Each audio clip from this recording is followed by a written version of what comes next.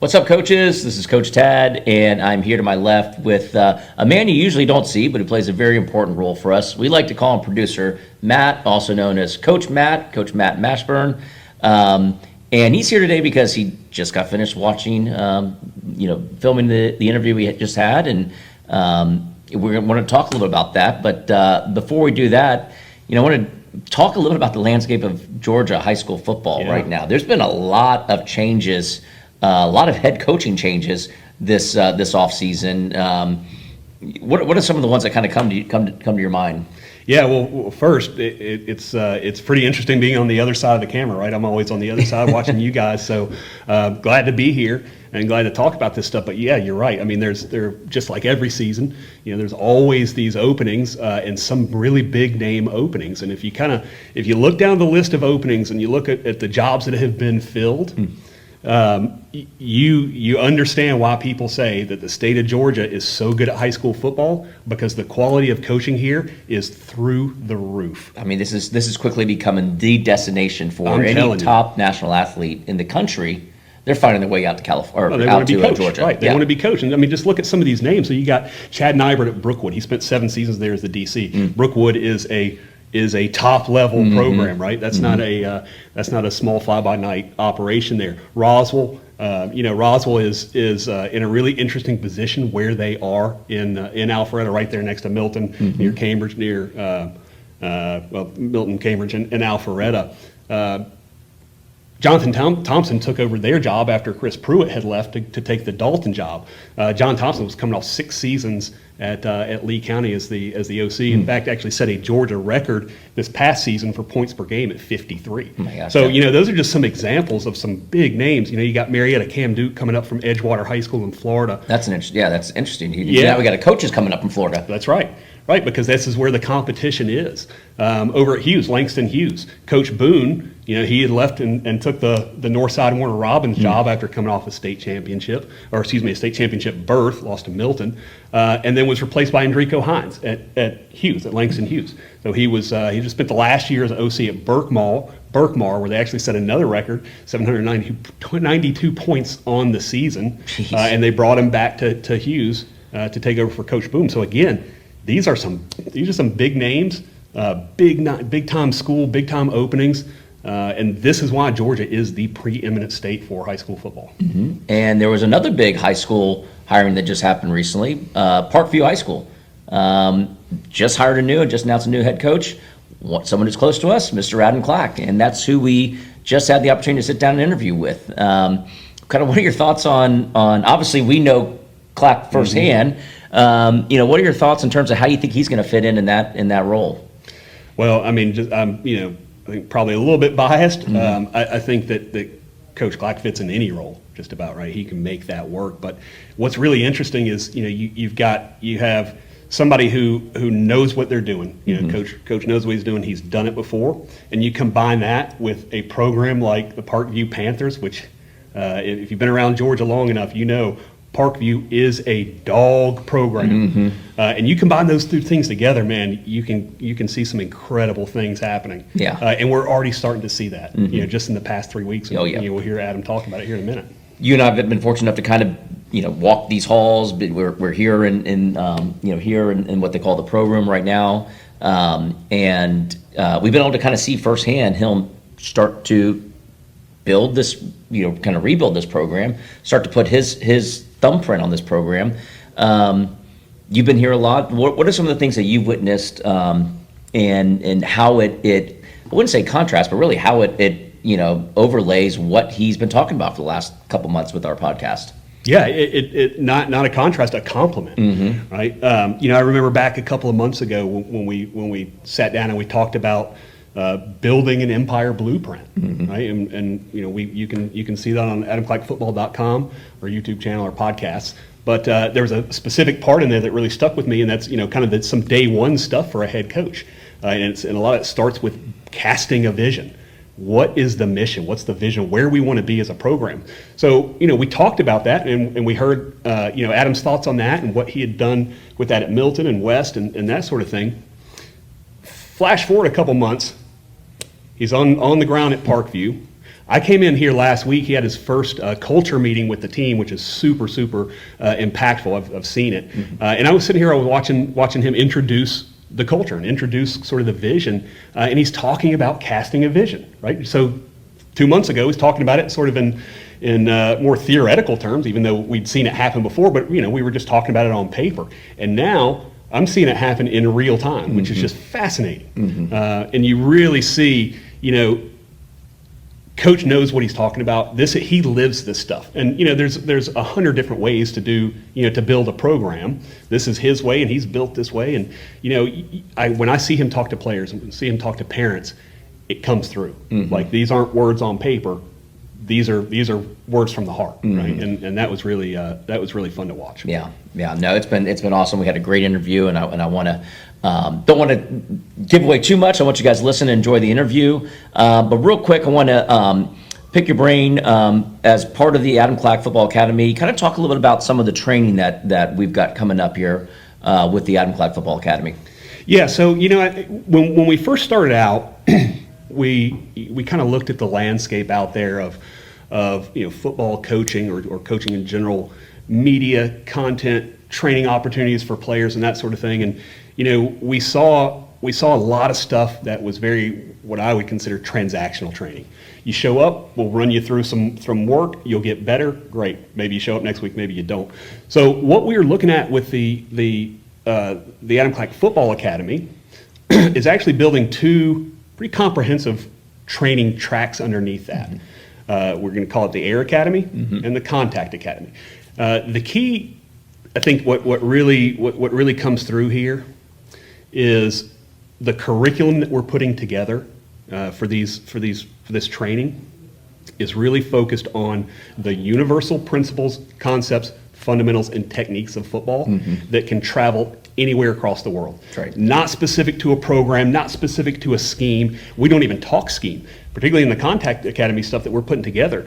Scheme is irrelevant. We're teaching you how to get to the ball, what to do when you get there, and how to finish it. Yeah. And then we're going to do that over and over and over till you can't get it wrong. So now when these kids that we want to bring into this, once they start hitting their middle school programs, they start hitting their high school programs, they're ahead. Yeah. And we think that that's something that's sort of missing out there today in training. There's a lot of good training out there, but I think there is that gap of just focus on the fundamentals and don't stop focusing on the fundamentals. And that's really, I think, the ethos of what we want to bring through. Yeah. No, it's so you can even see it at the college level. Like, there's a lack of good fundamental knowledge of how to tackle, how to make contact, how to pursue. How to protect yourself, how to fall down, right? Things like that you have to know to be able to play the game. So, like you said, the from the air side, it's not going to be so much on operating a specific scheme. It's going to be universal stuff, universal passing tree routes and universal coverage protections and how to throw in that, and really teaching not just quarterbacks but receivers and DBs how to play the game of football. And from the contact side, how to take the hit, how to deliver the hit, how to pursue, how to gap pursue, how to sweep. So these are the things that we'll be building and bringing out, and really geared towards, again, the perfect time for people to get that type of fundamental training, which is that middle school, early high school, days, age kids who really need that learning at that time in their life in order to take that next step without putting themselves at the risk of injury. Which is what this is really hopefully all about preventing is injury in kids. So anyway, well, I'm looking forward to working on that stuff with you. And appreciate your feedback. Matt's got a tremendous amount of knowledge and experience, a tremendous amount of knowledge for high school football, tremendous amount of knowledge for the defensive side of the ball. And we'll be bringing him on more of these podcasts to help me interview guests. We've got a lot of stuff that's lined up, so we're looking forward to it. And with that, we're going to turn it over to our interview with the new head coach of Parkview High School, Coach Adam Clack. Yep, it's a good one. You're in the field house with the Adam Clack Academy. All the ball. Tonight, we find a way. And they knock A+ content. Wood County Authentic stories. to be the 7A Actual champions in takeaways. Georgia in We're going 2018. to attack them like they've never been attacked. This is the Fieldhouse Podcast. What's up, coaches? This is Tad Lowe with the Fieldhouse Podcast with the Adam Clack Academy, and I'm very excited here. Every now and then we get the opportunity to bring in a couple high school coaches and talk to them And today we got a very special guest coming in. We have the newly announced Parkview High School head coach, and it is none other than the man to my left, Adam Clack. How you doing, man? Doing great. Congratulations on the big hire. I'm Yeah. super excited for you. Appreciate it. Yeah. So just let's take a step back real quick, because we kind of started this podcast, started the academy a couple months ago, and it's been really, really cool to kind of hear you give guidance, give your feedback, your experiences as an up-and-coming coach, and what you did in order to kind of go ahead. And now we're kind of seeing firsthand you live that that experience. So tell me, how did the Parkview opportunity come up, and why you're excited about it? Yeah. So as you know, as we talked, been doing a lot of different things with the training world and Flag Factory, Adam Clack Football Academy, working with QBIQ, just trying to really get into that as I took a step back from coaching in college, coaching overseas. Wasn't ready to jump right back into the high school world just yet. But God's got a funny timing about things. And, He does. And even as I wasn't really looking to pursue a job this year, as we were just starting to build this, just something was telling me to take the call when Coach Grantham reached out to me. Again, I'm trying to think back in my head. I think it was like January 17th or something like that when I got the call, and sat in my voicemail for a little bit, and I started doing some research and asking around, and I just had that feeling like I need to take this call. I need to go in and see what it's all about. And we'll talk about it a little more. Just have a deep history with Parkview. Oh, yeah. I got a ton of respect and admiration. I mean, it was, let's be honest, it was jealousy and envy growing up. But so that was kind of the first reason why I was like, man, why am I thinking so hardly about this? There must be something there. But kind of to circle back to your question, what's been cool about this is I was preparing without even knowing I was preparing. And it's funny how life works that way. And, you and I spent a couple months, I mean, just kind of going back and forth. How did we want Blueprint for an MPire to turn out? What was the best way to give that 50,000-foot view of, this is what I've done and I believe in, and when you go in and take over and build a program, so that time preparing for that really has been cool to seamlessly flow back in.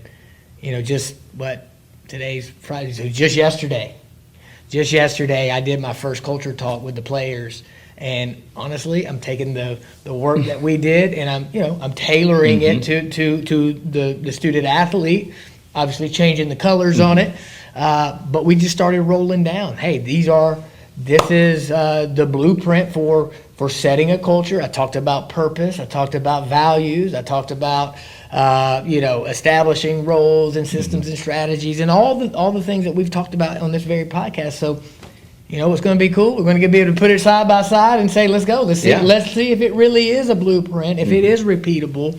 Because I believe in that way of doing it, and we're going to go in, feet first, head 1st into this thing, and building a culture and building a team. That's what's really cool about this, is because we're going to get to see you walk the talk, not just talk the talk, right? And so for coaches out there that are aspiring to be a head coach, you're going to be able to see it firsthand. And we have some hopes and thoughts that we can kind of continue to film this process and be along with you through the journey and kind of see where we are today. I mean, it's been a whirlwind for you. Like you said, you got the call January 17th. Today's February 13th, and you've been in the program for what, 2, maybe 3 weeks now? Yeah, I've been boots on the ground for 3 weeks now. Yeah, 3 weeks. So 3 weeks it's now. a whirlwind of stuff. And you already in that short amount of time, not only have you obviously met with the administration, you've met with the staff, you've met with parents, you've met with spent time out in the middle school talking to the future the future Parkview kids out there.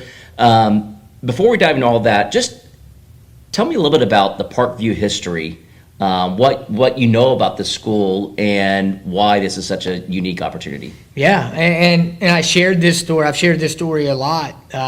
As we talk about, the first thing I want to do is cast visions to all major stakeholders. So obviously from the time I started interviewing and talking with the administration, the principal and the AD, and then meeting the administration team to meeting our coaches and the players, but our first parents meeting.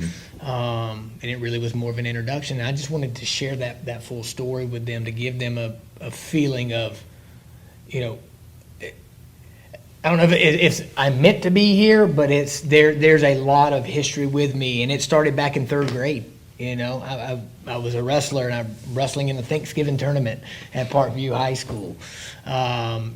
Growing up playing baseball, I play against Mountain Park, the park here.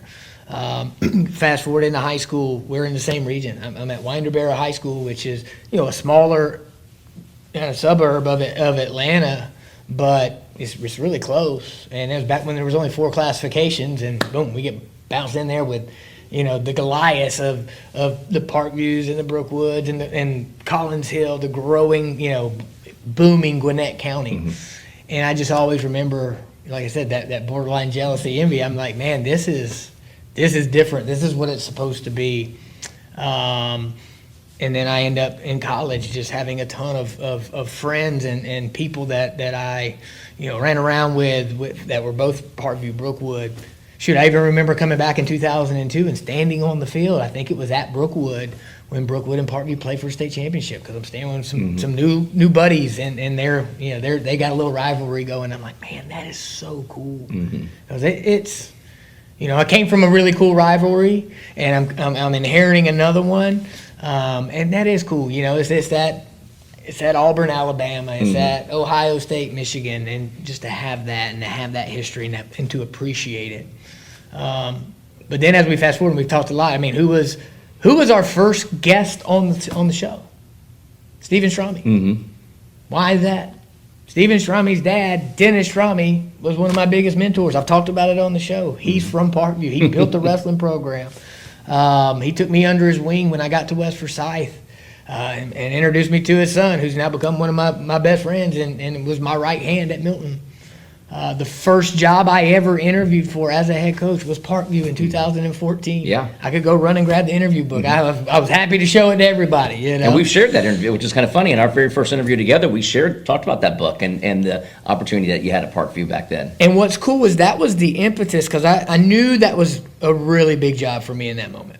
But I had the timing of it, because you had the icon, you had the legend Cecil Flo, who had been, man, I was looking at the plaques the other day. I mean, over 190. There was an 11-year stretch where he won 133 ball games, guys. Like that's nuts. And so that's when he was stepping down. He was retiring, and we had actually played them in 2012. By the way, didn't beat them. Never did. Like, we actually should have that year. We were the better football team and lost in overtime when I was at West in 2012. But that was the best offense I'd ever had. I mean, we were scoring 40-something points a game, and it really impressed Mark Whitley, who was the AD, and Dennis Strami's longtime best bud. And so when the job came open, they were talking, and just like, yeah, he's really ready to put his hat in the ring. So I was able to get an interview, and it was a step down at the immediate end of the year, and they didn't open the interview process until after Christmas. So that was awesome for me, because it was that motivation to put things down. I've got all these things circulating in my head, and I finally put it down and spent weeks just grinding over the material. It was super fortunate that I had some APs at West who put me through mock interviews.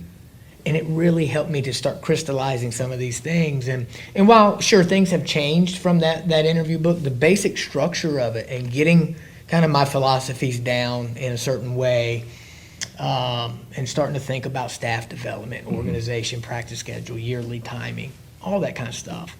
That blueprint has stayed the same. And obviously, like I said, it's evolved and I've added to it. But it really was the thing that kicked my career off. And we've talked about this before. I didn't get that job then, but it prepared me to be ready to interview for the next one that opened a few months later, which was at West.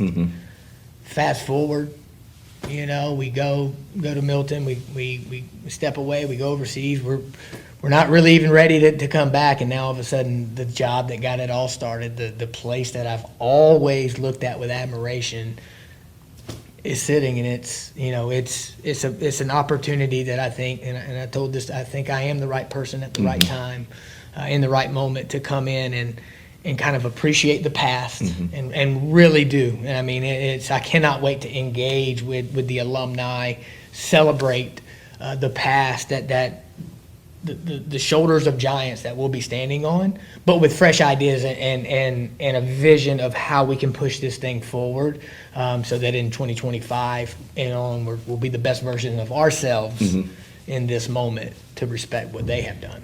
So, like I said, it's been a whirlwind, 3 weeks. Very first thing you do when you get in the door, it's all about casting that vision, which we've talked about before. So kind of tell me what the last couple of weeks have looked like in setting that vision, casting that vision for Parkview. So, yeah, talk about a whirlwind. So, again, mid-January, get a phone call, return it. Then the weather comes in. So me and the AD are talking back and forth. Hey, will you come up? We'd just like to talk, get you in front of the principal. And it keeps getting delayed. And then finally she's like, hey, are you serious? And I'm like, Scarlett, I wouldn't be talking to you if I wasn't serious. I got a lot of questions. And number one for me is am I the fit for what needs to be done? And I've got to figure that out for myself. And equally, number one, I'm thinking back in my head, is this the type of administration that is willing to support in the way that we have to? We've talked about the 4 leadership teams. That's the one I have no control over per se. So I've got to choose wisely. And I can just tell you the 3 hours on that Thursday that we sat and talked, and then I left knowing that box can be checked. It was just a little more thinking, am I the right person? Do I see the path? Do I feel that I'm equipped to build the support and go out and answer those questions? And it took me about 2 more sleeps, and I called her on that Saturday and told her that I would be honored to be the next head coach at Parkview. And I was like, do you need a couple days and maybe midweek? I mean, I hadn't even filled out an application at this point. And she goes, no, I want you in front of the team as fast as possible. I said, I get it. I think you're probably right. So that Monday, I meet the coaches at 6:30, just a quick, what's up? I meet the players at 7, and again, it's just one of those, let's get in front, let's talk a little bit. You can only say so much in that moment. Everybody's kind of weirded out. There's a new guy in front of them talking to them. I knew nobody.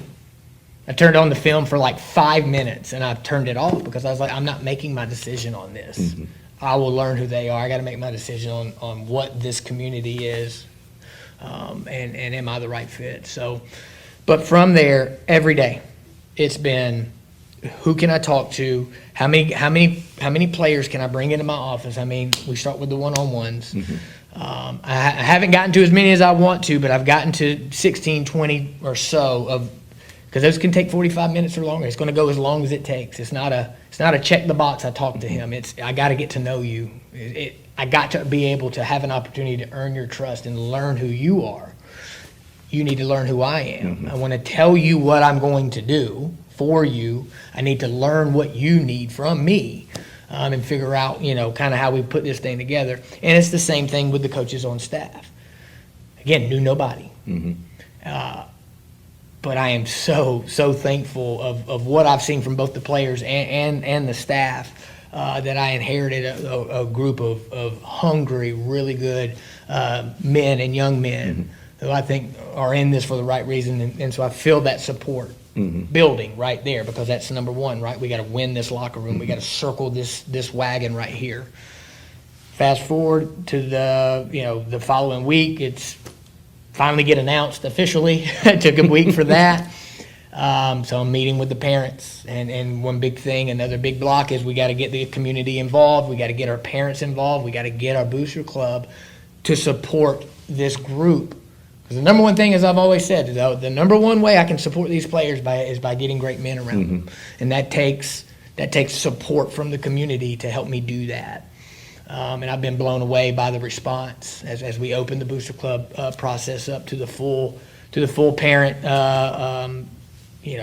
body. And I've had 15, 20 applicants to come in, so we're still in the process of interviewing and building that as we're building the staff out. And then that Friday, this was technically week 2, but week 1, I got in front of the middle schoolers. And, that was the third piece. I've got to win this cluster system that is unique to Gwinnett County that I love so much. We have one middle school. There's 2,200 kids in that middle school. We have 4 elementary schools that feed into that and 1 park.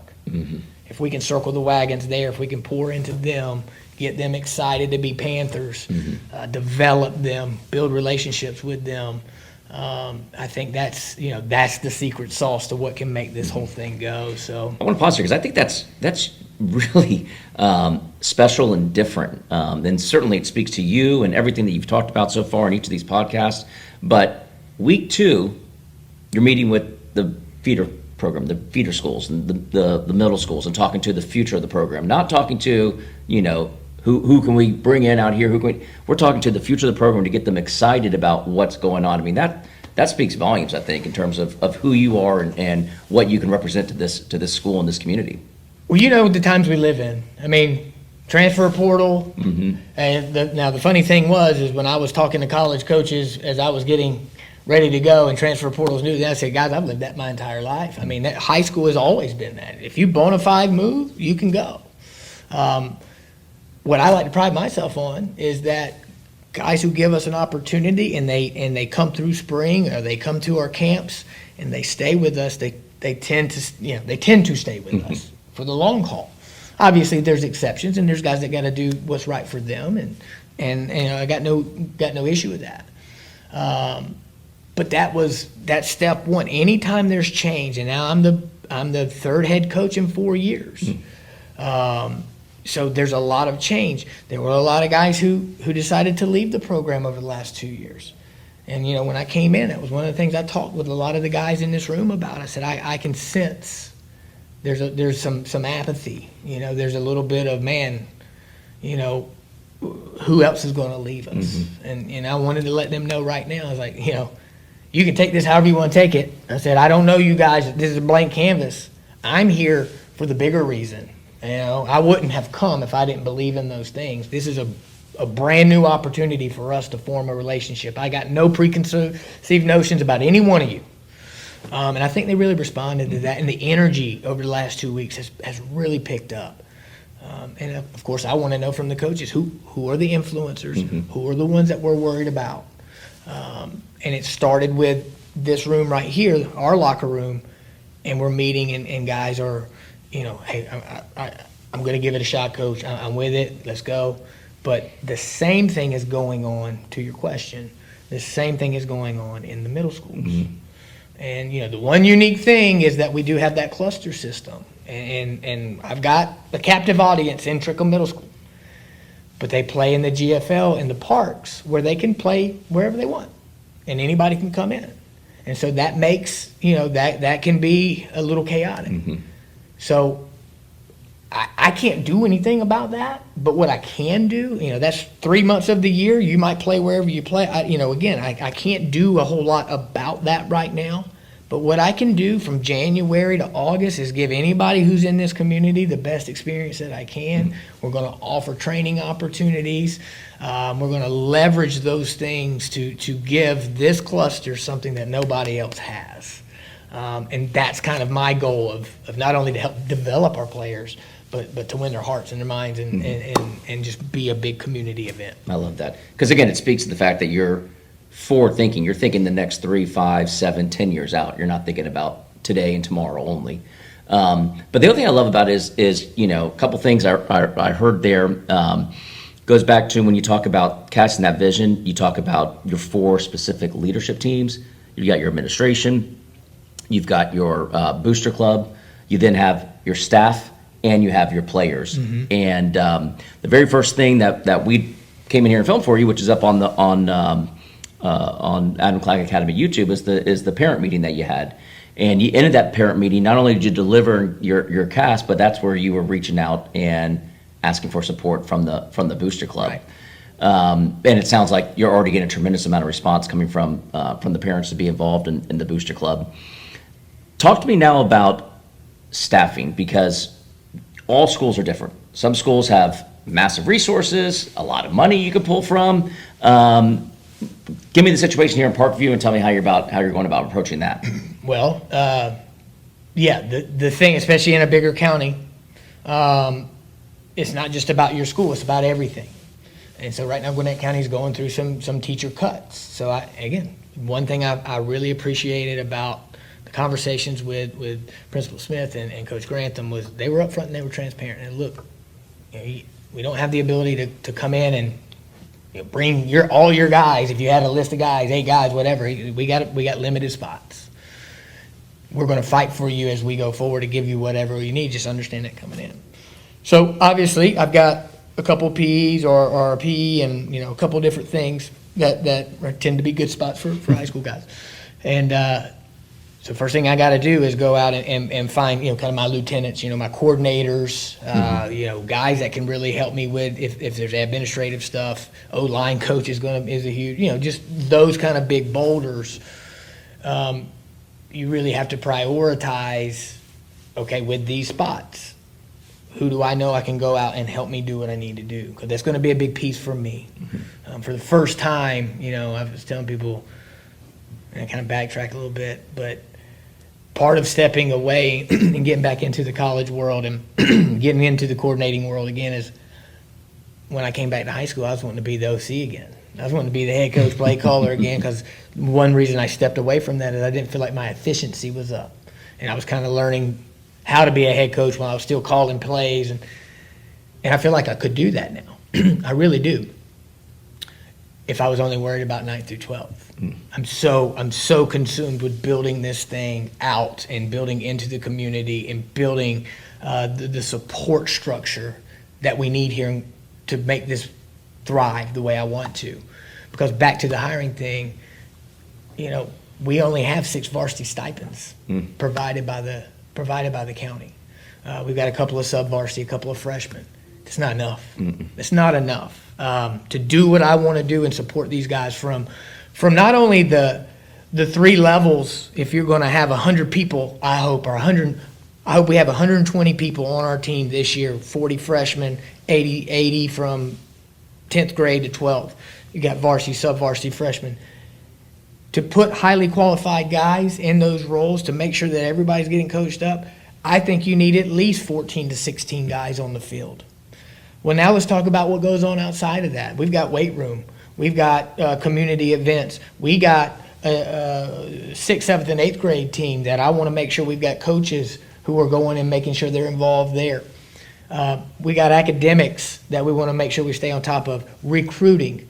How big is that? That's a role all into itself. Director of football operations, helping with the equipment, helping with the technology, helping with the logistics. It takes an army to do this the way it's supposed to be done, and I know how it's supposed to be done, and I only want to do it that way. So just do the math, right? If you only got 6 spots and a couple of sub-varsity spots, you got to go out and be able to provide the resources to get extra coaches in. Well, it don't take long to go look at what those stipends are and to realize there's a market for really good coaches. And so if you can't raise additional funds to keep and attract really good coaches, you just won't. They'll go find something. They'll be proven and they'll go somewhere else. And that's why you see some really good programs have so much turnover and then they fall off. You've got to raise it. You've got to get behind it. Because I'll say it again, the number one thing I can provide for the most important thing here, which are the players, the number one thing I can provide is great men around them to pour into them to help carry this vision out, to help develop them on the field, to help develop them as men, and the rest will come. So that's kind of where I am, and I told you I was very, very fortunate that the men that I've met who are currently on staff, I mean, there's not one that I'm telling that, I don't see a place for you. Get on the bus. That's great. Let's worry about seats later. If you can do that for me, get on the bus now, and we'll figure those seats out as we go.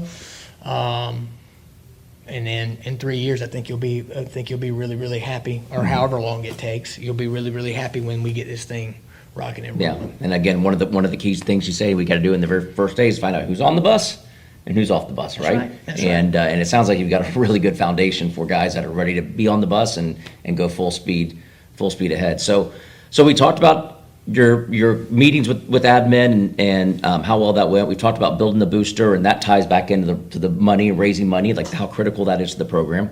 Talked about finding the staff and, getting the right people to help build men of integrity.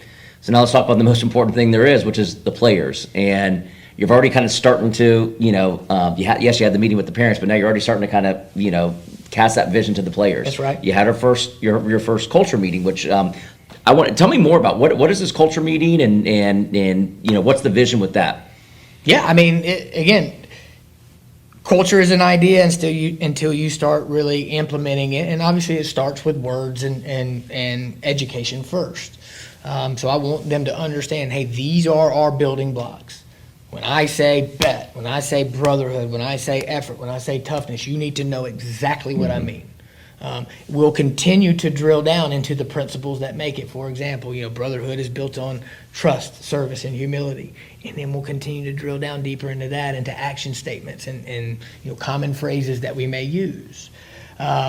Starts with that, and then we'll get into keys to victory and roles and systems and strategies and so on and so forth. Highlighting this is the structure of our spring to summer. This is our 2-position system. This is how we will do our player performance review. These are, all the way through. I want to give them, just like I gave our audience, the 50,000-foot view, and then to show them there is a process. And we talked about that word as well. It's like, I have this funny thing with cliches. I love and hate them at the same time. They'll keep me up at night. If somebody says trust the process, everybody's like, yeah. Well, do you know what the process is? So then you're really just trusting me. Mm-hmm. And I'm going to tell you, when it hits the fan, if your trust is solely into me, I'm super fallible. And I don't think that's going to be really strong. So I kind of lay out for them, and we'll drill down deeper. Our process is our bet, and it is our keys to victory. Mm-hmm. And you're going to see, like shaving, every day in some way, you're going to get hit with these type of things. If I say ball security, special teams, physicality through pursuit and effort, if I say those are keys to victory, I'm going to make sure you understand they will show up every single week, if not every single day when we start going. Mm-hmm. And so when I say trust the process, and you're like, okay, that's my bet. That's our keys to victory. I know on Monday we did this. This week's behavioral, our theme of the week is going to be tied back to an element of bet. We're constantly talking about it. I'm going to have leadership teams and mentor groups where they're going to be teaching it to our 6th, 7th, and 8th graders. And again, it's not one of these big, profound, hey, here it is, our culture set. No. It's time. It's like a great relationship. There are some big moments, but really the magic is in the journey, mm-hmm. and just making sure we're constantly focused on it, and we're building into it every single day. And eventually you wake up one day and you're like, wow, that thing is set. So we're building common language. So talk to me a little bit about again, what we said, the most important thing. How do you feel about the team and the athletes that you have on the team right now? Yeah, again, I'm learning them. I know we've got some super talented skill position guys. Got a couple guys who are picking up some offers already and who are getting noticed. But again, I'm still learning. I'm learning. I'm in the weight room with them right now, and we're really getting excited to start ramping that up. We're off school today, and I opened it up for them this morning. So had a handful of guys coming in, getting some extra lift in. So again, I'm excited to kind of be able to answer that question. I haven't got a chance to really see them, and I've been so busy, to be honest with you, like just trying to get in front of, from community members to guys at the park to meeting with the guys, meeting with the coaches, getting ready to do the Booster Club stuff. I still haven't turned the film on. That's crazy. I still haven't turned the film on. Yeah. There'll be time for that. Mm-hmm. It's February. Yeah. It's and again, February. This is week 3. It's week. And it's really week 2. How much you've done. And it's really week 2, because that first week was, I kept saying T-. Yeah. When I would get a little overwhelmed and like, man, there's so much to do. I didn't get enough done today. I'm like, wait, it's still T-. It's still T- 2 days. So that's giving me solace. But I really do. It's like anything. If you climb mountains, you look up and you look at Everest and you're like, how in the heck am I going to do it? And you just say, one step at a time, man. Yeah. And I really feel like every day's been a win. I feel like we're just stacking those days.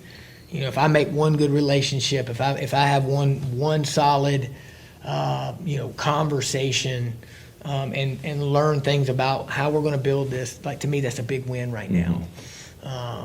Now, it'll come fast, and then we'll really start planning and got to get our staff set. Got a really good idea. I think we're about 80% of the way there. And then we'll start setting roles, and then we'll start moving into teaching some football, establishing our schemes, come back from spring break in April and start ramping for spring. But again, this is going to be I'm in this for a long-term vision, and I said this before. It's one of the first times in my life, and I think it comes with maturity. It comes with what I kind of went through the last 3 years of really seeing what else is out there. Every job that I've ever taken, I've always felt was just the next job. Like, I'm really wanting to look at this as a potential last job. And so that's kind of given me a completely different perspective on things. All the way down to, like I was talking about, like, normally going out and finding that DC is the biggest hire for me. Because at the end of the day, I was either going to be the OC or I was going to be so involved that, I had confidence that, hey, I'll be in that room. We're going to get it right. This year, the most important hire was the OC. Because I really want to be able to trust that man enough and know, hey, even if we had a bad game, even if we have a bad week, whatever, I know and I trust in your skill set enough to where, hey, there ain't I probably wouldn't have got to a better answer than you, or maybe there was no better answer to get to. Yeah. And as long as I can feel that our team is performing and I'm not neglecting, the varsity group who gets this one shot, that opens me up to go out and support these guys and truly be that's my role. Yeah. That's my role, is to go out and to help. Again, we say it's the Booster Club's job. No. The Booster Club's job is to lead. It's as much my job as theirs. We're going to go out and do it together, and we're going to engage this community. We're going to bring back people maybe who had relationships with us who didn't. I mean, the storied alumni, I cannot wait to really engage and give back to them and give them something to be proud of. So that's just kind of where we are right now, and it's just fun, kind of just brick by brick, just trying to start building that fence around this program and start building it back up.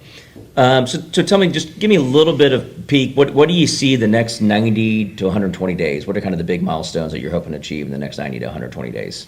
90 to 120 days. So again, solidifying everything. So getting the staff and like we talked about, staff in the Booster Club and meeting the players right now. Now it's time to start solidifying that staff, solidifying the Booster Club. Start putting out, get back in front of the parents, build out our calendar to August, setting our summer dates, setting our spring, and then you start getting into scheme talks, and we'll turn from culture talks to scheme talks, and then in May we'll get on the grass. And I can't wait for that. In the meantime, we'll be going back into that middle school and start doing, engaging those guys. And then that gets us into summer, right? And then your summer rhythms are pretty standard, but I think that's really where you kind of form your team too. I love the summer. I mean, we'll build leadership team, we'll build competition teams, and we'll get out and we'll do a little football, and we'll work hard in the weight room. We'll run hard, but we'll always compete and have fun with them too. And I feel like that's when you really start to feel that kind of esprit de corps start to form. And that's where you get to kind of start putting your money where your mouth is too. Hey guys, we're going to build a culture that works hard but has a dang good time doing it. We're going to understand where the line is if we cross that line, and we got to come back. I'm not saying it's, we're not just going to, it's not rainbows and lollipops all the time, right? We still are molding young men.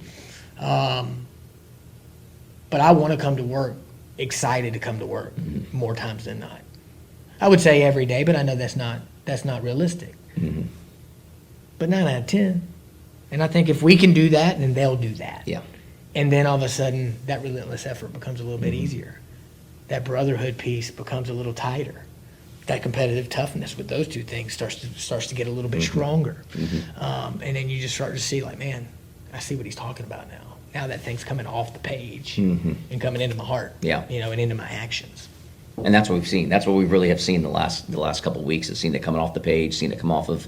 I mean, certainly we've seen it in the past, but it's been a couple of years since we've really seen you in action here, and to see it firsthand build, really build and implement Adam Clack football here at Parkview has been a really, really cool thing and a fun thing for us to continue to watch as your story and your journey continues to progress. So tell me, obviously you've been on a whirlwind. We've talked about the whirlwind run. Any surprises in the first couple of weeks that you weren't expecting, either good or negative? So let me think about that. I mean, one very positive one. You don't know again, I knew nobody. Mm-hmm. I'm expecting to walk into something that could have been a little chaotic. Guys maybe not showing up to the weight room, or guys, one real easy symbol of where your weight room culture is do you have guys that aren't dressed out? Mm. You got guys that are just kind of sloughing in, man, boom. I mean, they were without a coach in there, they're running in, they're getting into their stretch lines, they're getting ready to go, they're communicating. So I knew that, and that's the hardest one to build, right? That just discipline to do. So I walked into that, and that was huge. I will say this too, and we'll just stay with positives. I was hopeful for a warm response, mm-hmm. because we have achieved something, right? But I go back to when I've done this before, and it wasn't. When I left West to come to Milton, it was a very lukewarm at best. And I think back, and I understand why. I'm just some guy coming from Forsyth County. Who is he? He's won a few games. He's only been a head coach for 3 years. He was a pretty good OC, but really? So it was lukewarm. So to me, it was a lot harder to be able to earn that opportunity. Here, while I would say, and I expected nothing, and I'm owed nothing, I have felt the embrace. Mm-hmm. At every turn. Now, again, I understand honeymoons and all that kind of stuff, right? And I understand I got to work for it. But that's a heck of a shot in the arm, mm-hmm. When you truly feel like, okay, coach, yeah, I'll give it a shot. Yeah. That's all I ask. Yep. That's all I ask. That's all I can ask. So, and I felt that from the parents. I felt that from community members. I felt that all along the way, So it's been, certainly has warmed my heart, and I'm proud of that. But I will be the first to say that that's not going to put a single point on that scoreboard. Yeah. So we got to go. We got to go prove them right now. Yeah. Yeah. Well, just kind of being around, the last couple of weeks, and seeing some of the things you've done, being at the parents' meeting, seeing the culture talk. I can personally see a lot of excitement and a lot of enthusiasm. And for those that get a chance to sit down and talk with you, the energy you bring. You said, sometimes maybe I'm not always a 10 out of 10. Maybe sometimes 9 out of 10 days. If your level 9 is still better than most people's 10s, right? And so that energy is so infectious that it can't help but bring people together. So I'm super excited for you, and it really very much enjoying, again, watching the journey. But this time around, I think it's really kind of cool that you started the academy, and because I want to touch on that here just quickly. But you started the academy, so we've got the ability to kind of now follow your journey, yeah. right, and document your journey. And so I'm really kind of looking forward to that piece. So I want to talk a little bit about just kind of your vision, like where do you see the academy going from here? Obviously, Parkview is number one priority, going to take a lot of your time, but does this mean the academy kind of falls apart? What do we have set? No, and that was part of my decision making process. Again, it ain't like any of us have leveraged our life savings into this or into Flag Factory, but we put time in, and it's not lost on me that you guys trusted me to get into this, just like my partners with Flag Factory. But what I saw, again, with this cluster system, I said, well, there is a way that these entities become extensions of my staff. Mm-hmm. If you're always asking, again, we've talked about Booster Club a lot, right? Well, in the past, hey, I want to run a camp. Help me promote it. Help me do this. Help me get the sign up. Do that. Man, at a certain time, it's like I'm tired of. I don't want to burn my guys up on camps and things of that nature. That was part of my vision that I shared. I was like, and one big vision that I have is that tackle football and flag football become very close together, kind of like a basketball program. And so I want to be able to offer things in the off season, some leagues, and build those for our school and for our community. And then the training piece that comes along with it, we can leverage the academy, again, as an extension of our staff. And again, anybody who's been on like my social media stuff and saw kind of what we were doing last year with your 6th grade team and with another 7th grade team, I want to be able to bring those things and evolve that into really, really sound football fundamental teachings that we can filter down into our 5th, 6th grade and up. So to me, we'll be able to provide those services, and naturally it's going to come in our cluster at a crazy discounted rate, and as a way to support my club and support my coaches who want to help, and to build relationships with maybe other coaches in the area who are trying to get into it. I've talked with several guys who are like, I really like to get in. I don't really have quite space for you on my staff right now, but hey, we're going to be doing a bunch of things. Would you be interested in helping?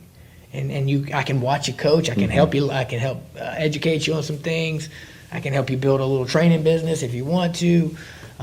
So long answer to your short question. No, I think this is going to help, kind of in a symbiotic way, help me build the type of training I want for my team and my youth, my pipeline, as well as help us grow. And then filming, obviously what we're doing as we're sharing that back out with our players and stuff just also becomes another way to kind of look back on this thing and see, and we're going to make mistakes along the way, and that's going to be fine, but we'll be able to capture it, learn from it, talk about it in the off season. So I'm excited about it. It's awesome, yeah. Well, I'm excited about it. Like I said, I'm very excited about this opportunity for you, excited to see this journey, and excited to continue to evolve the academy from the podcast that we have into documenting the journey at Parkview and expanding it into training that we have that we're planning to roll out here in the next couple of months as we head into the off season in the summertime. So just really, really overall excited.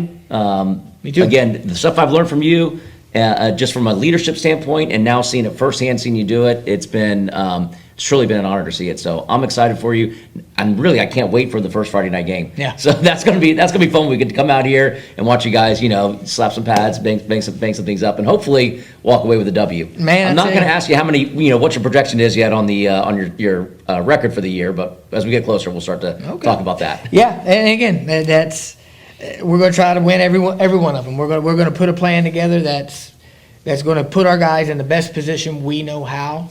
But again, in my vision, this is such a bigger picture than one game, one season. That was kind of my sell with the seniors who are here right now. I said, I can't promise you anything right now. We've been through a lot.